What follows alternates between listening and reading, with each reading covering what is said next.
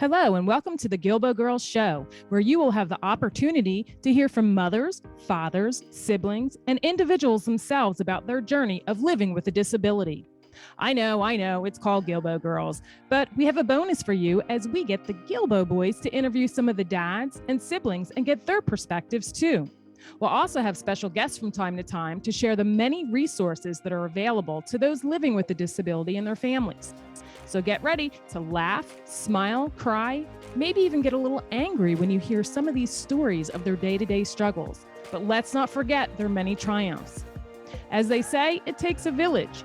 And if it weren't for our village, we wouldn't be where we are today. So join us. Hello, and welcome to another episode of the Guilbault Girls. Today's guest is Ella Perso, and I just probably said that wrong. How do you pronounce your last name? It is Perso. It is Perso. Okay, good. Mm-hmm. So Ella is 16 years old. She's a junior in high school in Pennsylvania. She's the oldest of three siblings, Leah, Samson, and Aiden. She's a lifeguard at the YMCA, and in her free time, she likes to watch movies and read. So thank you for joining us and being willing and vulnerable with us by sharing your story. As you know, I've had the pleasure of interviewing your mom about cherry blossom vacations. And then I got to interview both your parents just on, just about the adoption and new kids and the boys and just your journey, which is, it's great getting to know you all. And we are looking forward to meeting your family this weekend and hanging out as well. So can you tell us from your perspective what it was like when you found out that you were getting new siblings? Because how old were you? I was like 5-ish, Okay. 5, 6. So what are your memories of that? I don't exactly remember my parents telling me about Samson because that's when I was like 5. Okay. When they told us. I don't know. I was probably just excited. Mm-hmm. I don't think I'd ever heard about adoption before. Something new. And it's not like a typical getting a new sibling thing. You go to another country and you get to go there and then you have a new sibling. Right. Exactly. And I mean, that's a great experience for you and your sister to have, even if you don't have a ton of memories, but you have the memories of what your parents tell you too. And I'm sure pictures and everything like that, I think that's pretty awesome. And what about your other brother? How old were you? Like 9, I think. Mm-hmm. That one I remember more, and obviously I know what adoption was too, so it wasn't as like strange, but I was also excited. Mm-hmm. I feel like it's always fun knowing that you're getting another person in your family who you get to hang out with. Mm-hmm. Yeah. How would you explain your relationship today with each one of your siblings? Because I'm sure your relationships with each of them are different. How would you kind of explain them? Well, my sister, she's in middle school and she's 13, so she's fun in a way, but she's been like trying to like act all like cool and like she wants to wear my clothes and I'm like, no, you can't take them, please. Yep, at that age. I remember doing that to my sister. I know. She's like, no more girly girl stuff. It's very it's terrible. She's very sassy. It's good to have a little sass. Yeah. And then Samson, he's 11. He's been fun. He's played basketball a lot lately, and so I enjoy doing that with him.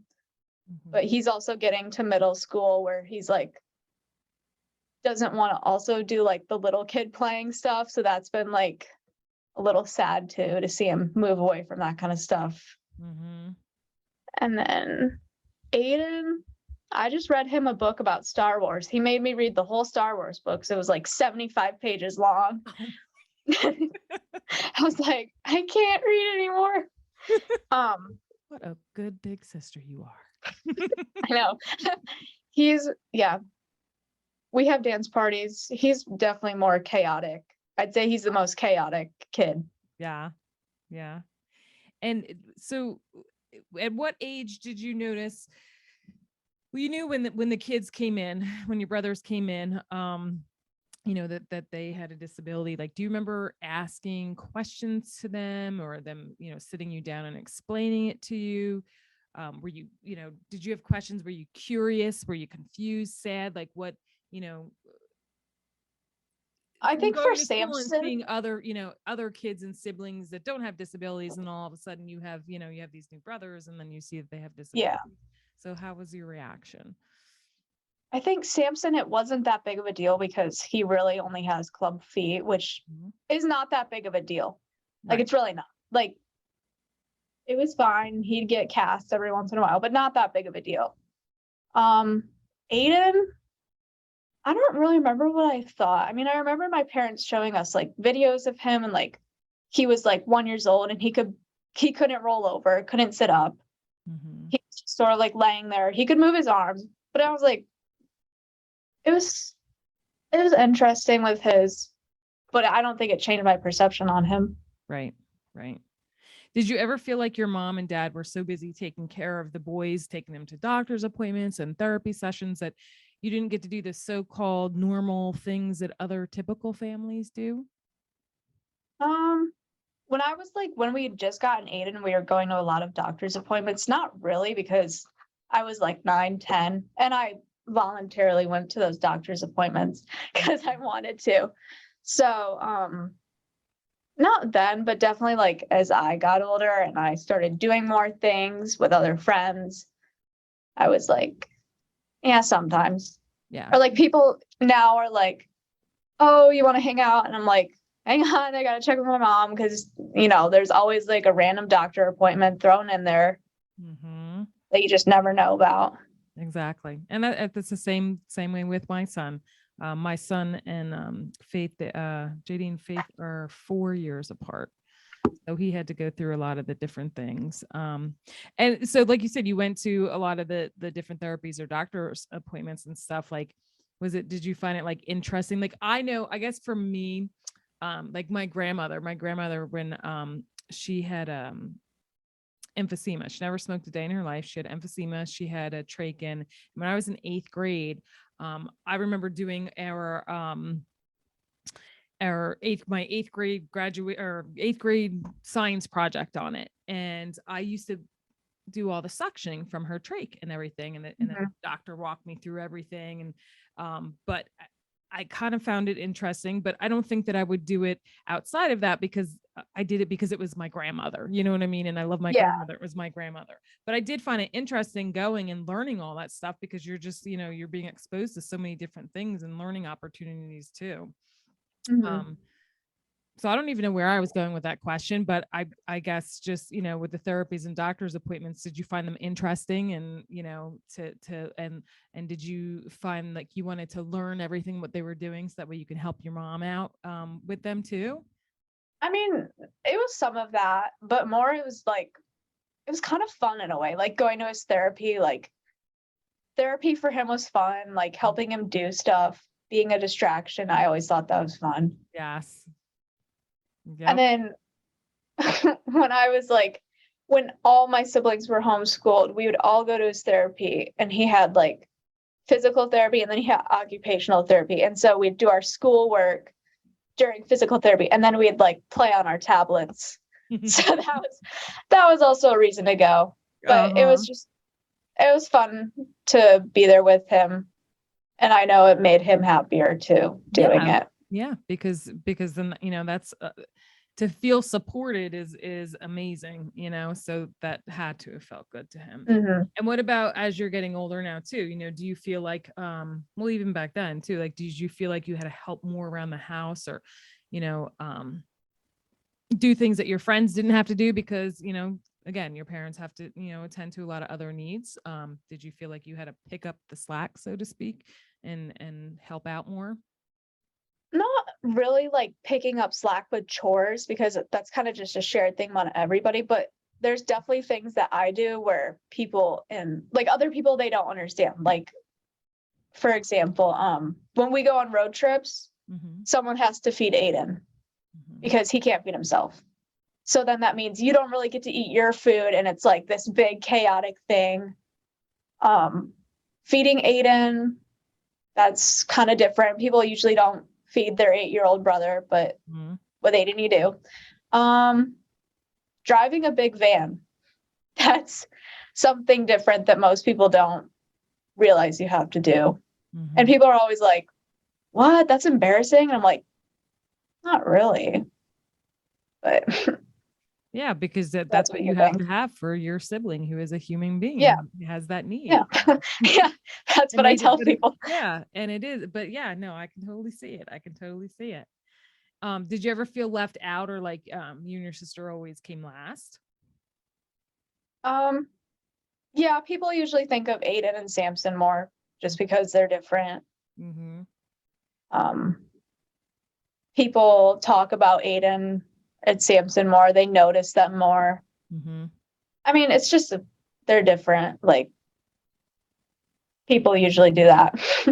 And I'm guilty of that too, just as in, just like, for instance, like with Facebook, like, I mean, I guess because back when JD was younger, we didn't have the internet and we didn't have cell phones. So when we took pictures, they were real pictures that you had to get developed. So I have like 5 million boxes in the basement with all of his pictures and of him growing up, but with Faith, everything was on the internet. So everything was Faith this, and then everybody followed Faith, where was Faith in the mix? And sometimes people didn't even know, that probably didn't even recognize that I had a son, because I was always putting stuff up with Faith, I mean, people that didn't know us, like, that were close with us, and even still to this day, like when I put stuff, I'm like, I wonder if that ever made him, it didn't make him upset or anything, or felt, of course he felt some way about it, but it wasn't a bad way about it. You know what I mean? Yeah. It's just that, people are just, they follow you and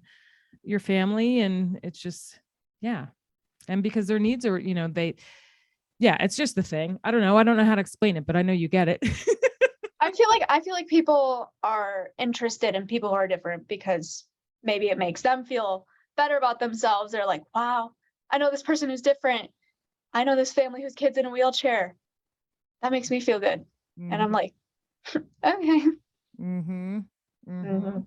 Have you ever, were there ever times that you ever felt embarrassed about or embarrassed for them? Not embarrassed. Sometimes I feel embarrassed when Aiden is using his wheelchair and he's like going at top speed and he's crashing into things. I'm like, this is just, you can't do that. Yeah. Like, that's crossing a line. There was one time when Faith we had just gotten back from Canada for conductive education, and Faith learned to use her canes. So she was using her canes a lot in elementary school.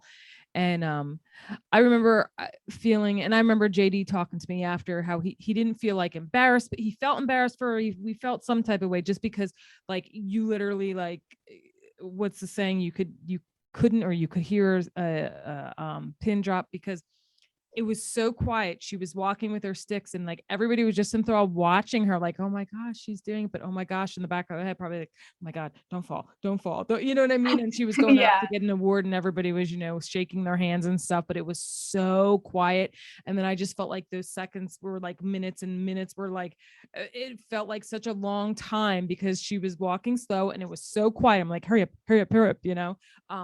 but I almost felt embarrassed, not embarrassed for her, but kind of embarrassed for her. Like, I just, I don't know, like, because it was quiet and all eyes were on her. You know what I mean? Like, I wonder how she felt in that moment, if she could remember, There was one time Aiden had a piano recital, and it was like his piano was up on a stage. So he had to drive up, and then he had to put his wheelchair up, and it's going so slow, and everyone's just watching him. And I'm like, I was laughing because it's funny. It's like, and everyone's just watching, and then he just plays like his little song on the piano, and I'm like, this is really funny. And then did you have to wait for it to go back down? Yeah, and then he puts it back down. Everyone's clapping. He's just, and then he drives off. Like, you did great. I love it. Only we can understand those moments, those true moments when they happen. Do you feel like you missed out on doing certain things or going certain places that other typical families get to do? Because but just because of it wasn't accessible or they couldn't accommodate, just like going camping. Like Yeah. I remember growing up going camping all the time, and we've gone camping with Faith, but it can be very difficult because then you Mhm. still can't do all the things you used to do when you were a kid because she needs a wheelchair to get, even just to go on Right. like the hiking trails and stuff like that, um, Mhm. have you felt like like you've missed out on some of those moments, or how did your family adapt? Um, I feel like the one thing I've never been to amusement, like I've never really been to an amusement park before. I've never been to Hershey Park, and people are always like, "Why?" And I'm like, "Cause I can't really like I can't go with my family. Mm-hmm. Like no one really likes roller coasters, and Aiden can't go. So then if he can't go, it's like you don't want to leave him out." Right. Um, and then we went to Hawaii, and there were like I wanted to do like some hiking and stuff, but obviously you can't do that with Aiden. Mm-hmm. Um, you can't really go to all the beaches because they're really difficult to get to. It's hard to find wheelchair accessible stuff, especially in like rural places too. Yeah. Yeah.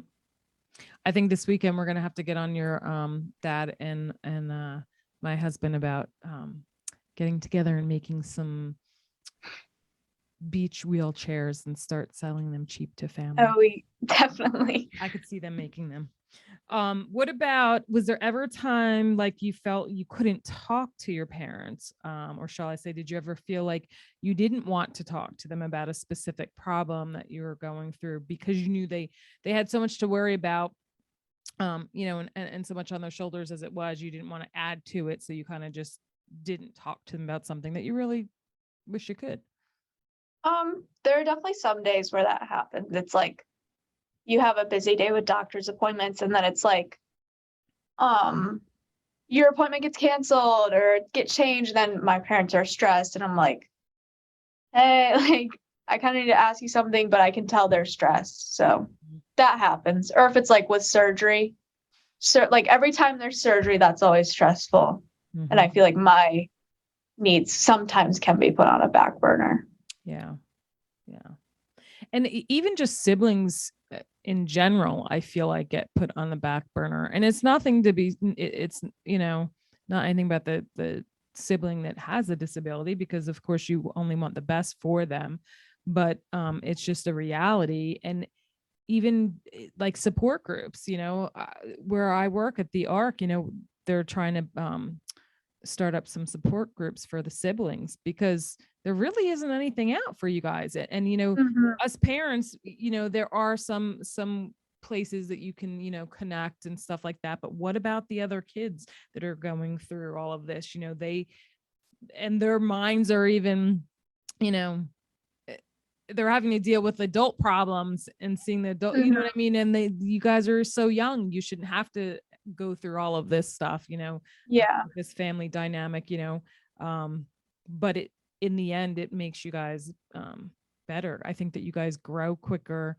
and you have more patience and understanding, Mhm. and empathy, and but yet, they're your siblings. You're going to fight with them like no other, and pick on them Yeah. and play with them and do all this what the sibling things are.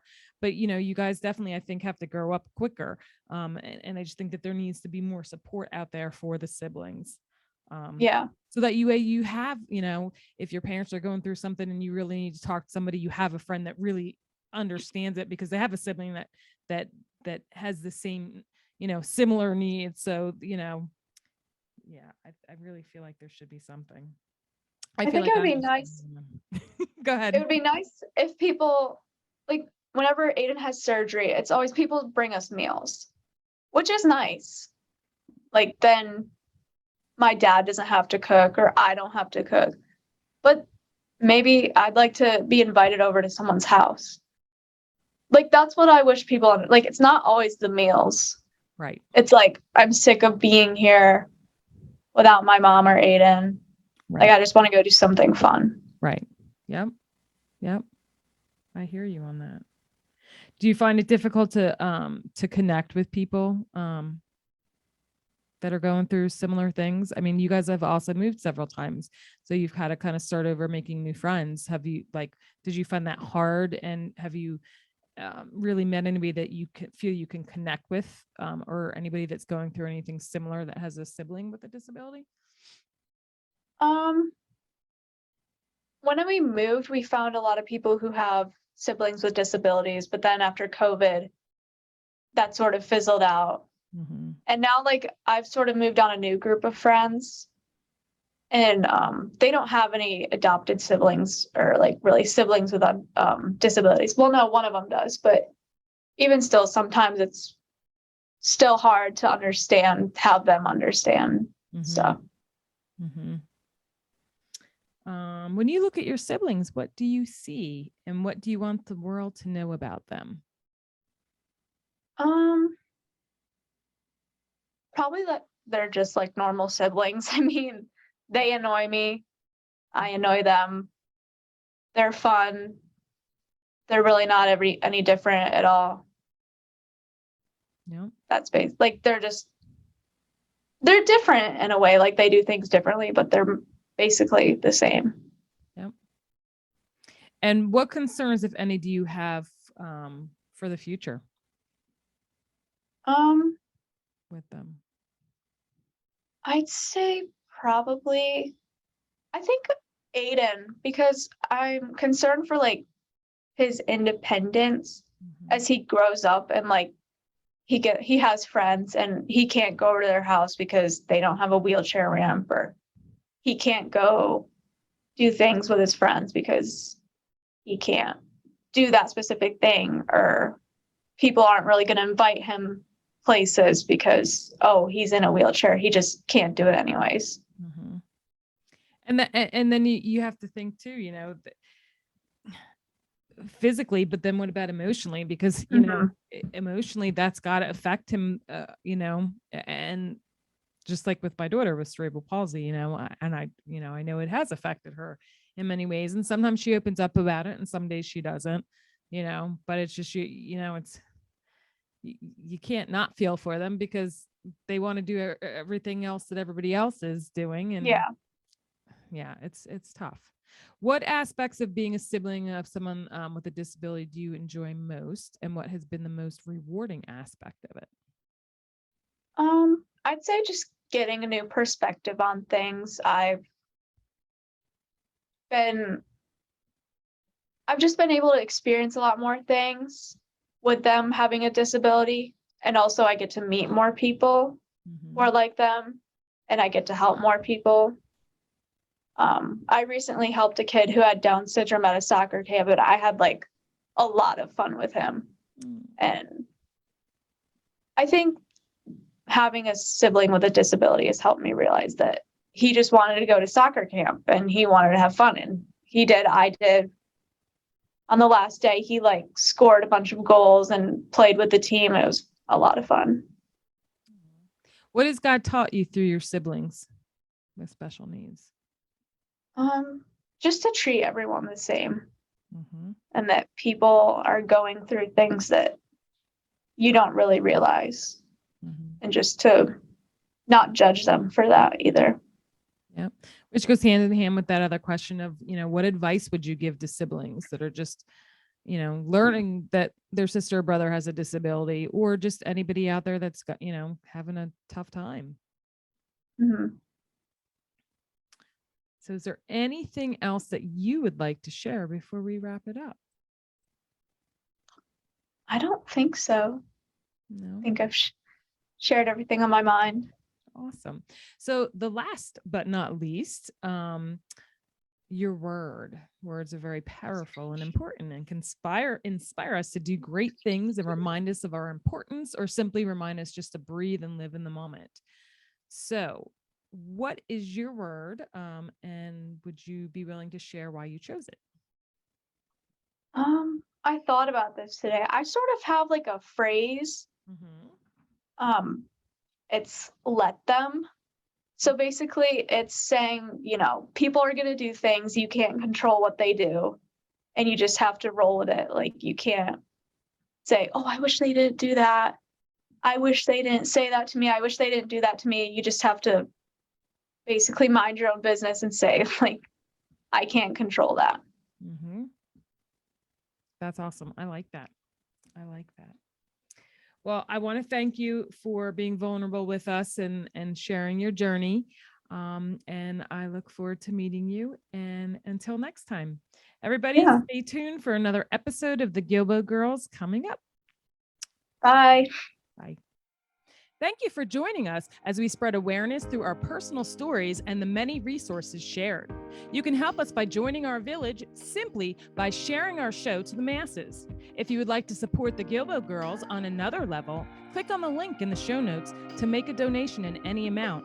Add your address and you'll receive a hand-stamped token with the word village on it in appreciation. Be sure to subscribe to our Guilbault Girls podcast and YouTube show, and don't forget to follow us on Facebook and Instagram at Guilbault Girls. Till next time.